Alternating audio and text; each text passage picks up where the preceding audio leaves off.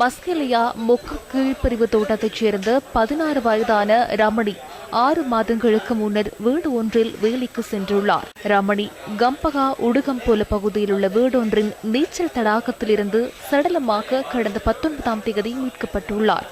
இந்த நிலையில் உயிரிழந்த சிறுமியின் உடல் மஸ்கெலியா மொக்கா தோட்டத்தில் உள்ள பொது மைதானத்தில் இன்று நல்லடக்கம் செய்யப்பட்டது. கடந்த காலங்களில் மலேக சிறுமிகள் வீட்டுக்கு வேலைக்கு சென்று உயிரிழந்த பல்வேறு சம்பவங்கள் பதிவாகியிருந்தன. இந்த நிலையில் மலேக சிவில் அமைப்புகளின் கூட்டமைப்பு இன்று ஊடகவியலாளர் சந்திப்பொன்றை நடத்தி இது தொடர்பில் கருத்து தெரிவித்தனர். இறுதியாக இசாலினின் மரணத்தை தொடர்ந்து இன்று மஸ்கெலியா மொக்கா தோட்டத்திலே ரமணி என்ற சிறுமி தற்போது மரணமடைந்திருக்கின்றார்.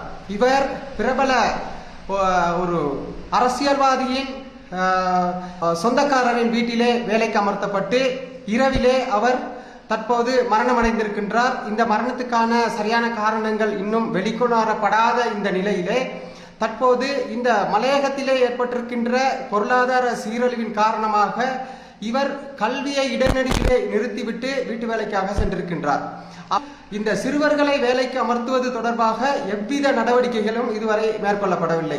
அரசாங்கம் இதற்கு உரிய நடவடிக்கை மேற்கொள்ள வேண்டும் என கேட்டுக்கொள்வதோடு சிறுவர் அபிவிருத்தி அதிகார சபையின் அந்த பிரிவு இதர் சம்பந்தமாக உரிய கவனத்தை மேற்கொள்வதோடு உரிய நடவடிக்கை மேற்கொள்ள வேண்டும்.